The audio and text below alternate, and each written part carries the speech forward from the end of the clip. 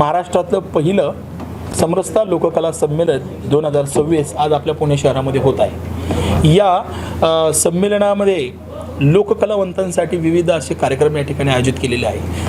आपण पाहतात की महाराष्ट्रामध्ये जसं की चित्रपट संमेलनं असतात, नाट्य संमेलनं असतात, साहित्य संमेलनं असतात, त्याचबरोबर महाराष्ट्रातलं लोककला संमेलन हे पहिल्यांदा या ठिकाणी पार पडत आहे। याचा आम्हा सर्व लोककलांना आनंद होतो आहे। या लोककला संमेलनामध्ये विविध असे विषय घेऊन आम्ही आज आपल्यासमोर आलेलो आहोत। या संमेलनाचं अध्यक्षपद आम्ही प्रथमच या ठिकाणी पहिले अध्यक्ष म्हणून ज्यांना आम्ही मान दिलेला आहे असे पद्मश्री रघुवीरजी खेडकर यांना आम्ही हा बहुमान या ठिकाणी दिला, त्यांनी तो स्वीकारला देखील आहे।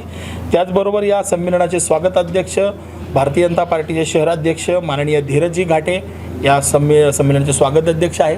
त्याचबरोबर या कार्यक्रमाचं मुख्य आकर्षक म्हणून आम्ही सकाळी 8 वाजल्यापासून एक लोककला दिंडी म्हणून या ठिकाणी आम्ही सुरुवात करणार आहोत। लोककला दिंडी ही पारंपरिक वेशभूषेमध्ये सादर होणारी एक दिंडी आहे।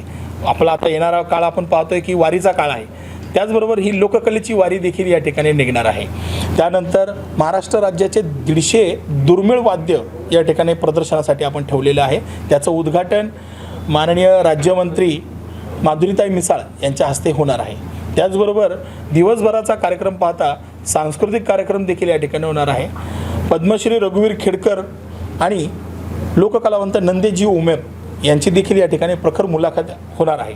त्याचबरोबर चर्चासत्र देखील होणार आहे। या चर्चासत्रामध्ये सावित्रीबाई फुले विद्यापीठाचे प्राचार्य विभाग प्रमुख प्रवीणजी भोळे, त्यानंतर समरसता साहित्य परिषदेचे कार्यवाहक डॉक्टर प्रसन्न पाटील आणि लोककलेतले एक मोठं नाव असणारे जयमाला इनामदार ताई या चर्चासत्राचे सहभागी असणार आहे। त्याचबरोबर रानकवी ज्यांना आपण म्हणून प्रसिद्ध आहेत असे तुकारामजी धांडे, वाना आंधळे आणि कुमार चव्हाण या कवी संमेलनाचं मुख्य आकर्षण असणार आहे।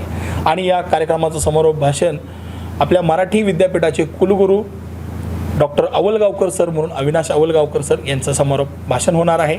आणि दुपारी 3 वाजल्यापासून ते संध्याकाळी 6 वाजेपर्यंत भरगच्च असा सांस्कृतिक पारंपरिक लोककलावंतांचा लोककला कार्यक्रम सादर होणार आहे। यामध्ये शाहिरी, पोवाडे, भारूड, लावणी, गोंधळ, खडीगंमत, झाडीपट्टी अशा विविध लोककलांनी हा सांस्कृतिक कार्यक्रम भरगच्च असणार आहे। असा एकंदरीत हा दिवसभराचा हा कार्यक्रम असणार आहे। या संमेलनामधून जवळपास महाराष्ट्रातून 1000 ते 1500 लोककलावंत या कार्यक्रमात उपस्थित राहणार आहे।